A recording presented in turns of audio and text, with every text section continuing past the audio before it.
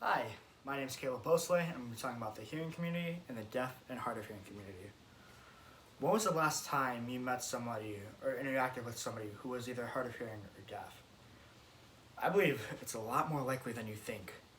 According to the Rochester Institute of Technology, 3.6% of Americans classify themselves as hard of hearing or deaf as in 2020.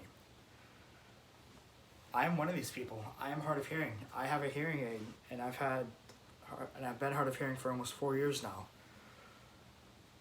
One of the major things that I've noticed is that a lot of the things I do, such as minimal signing or picking up on verbal hints and expressions, aren't really picked up by the people in the hearing community. That's a pretty important thing to think about. I think a few reasons why this is happening, and the difference between deaf and the hearing culture is grammar is different between the two, between English and ASL. That the way we are entertained is different. And that people who sign and who are hard of hearing have to rely a lot more on expressions and societal or cultural norms to grasp what is being said.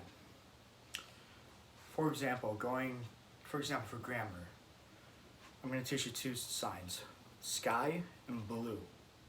There isn't one for is, unfortunately, but I wish there was. So in English, we would say the sky is blue. However, in ASL, instead of the noun going before, or the noun going before the adjective comes first. So instead of the sky is blue in English, it is the blue sky in ASL. This is one of the things in grammar that makes ASL pretty difficult to pick up on if you're a novice like I am. And there's an unfamiliarity with it that it can be very difficult to jump over. Another thing, this became very prevalent in deaf culture, and in the book Inside Deaf Culture by Carol A. Patton and Tom L. Humphreys, which was published in January of 2005, plays were talked about as how they were transferred from their play scripts into theaters with ASL. However, these theaters aren't really seen around anymore because a lot of people, they were expensive to do, B, they were hard to translate, and C, there just wasn't an audience for it between the deaf and the hearing communities. And a big reason for this is that a lot of people thought that there wasn't a good voice to these plays. It was hard to be entertained by them. This is even a current problem today. Thankfully, we have modern advances such as theaters and closed captioning and very grateful tools such as that. However, these tools don't always get used in technology. When was the last time you went to a movie and saw closed captioning on the movie? I can only think of one time in my own life. And that's when I specifically asked for it. This age of technology divide was examined by 3 City of New York University students, Hanusa Kori, Pengfei Lau, and Matt Hernefroth, which are 3 graduate students in 2013 who released a scholarly journal on the divide between technology and the facial expression of somebody who signs who has very low English capacity.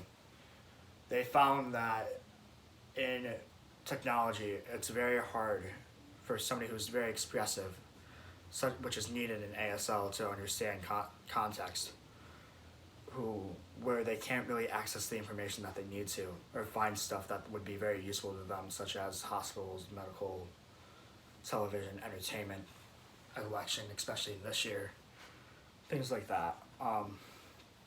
So they studied on that and they try to find a way to improve this divide. However, this gap is just going to increase until more is realized about that there is this divide between an expressive and a non-expressive, more educated and complex version.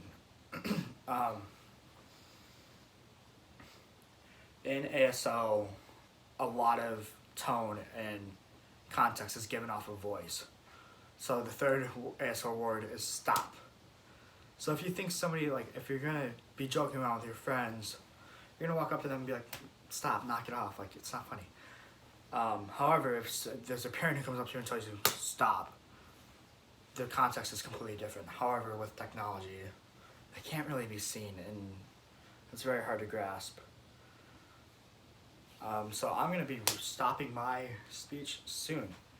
But the three main points I wanted you to get out of this is that grammar has played a part in making the context of both cultures be understood. The second main point, that technology is furthering the expressiveness and how expression is limiting technology for people who have signed.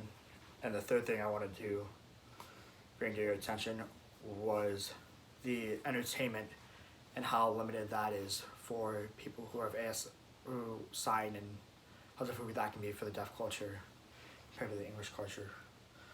I just want to thank you for your time, and think about the next time you go watch a video or a movie with captioning on it, and think about the other people around you and that they might be deaf or hard of hearing. Thank you for your time today.